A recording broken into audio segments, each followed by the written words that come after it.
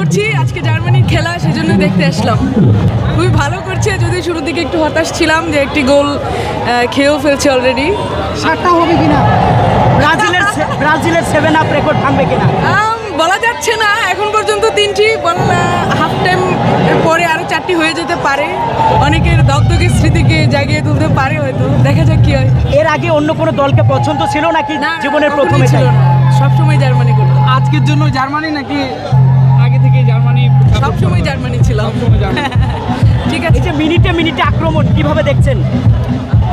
ভালোভাবেই দেখছি। আমার দল যদি মিনিটে মিনিটে আক্রমণ করে তাহলে জেতার সম্ভাবনা আরো অনেক বেশি বেড়ে যায়।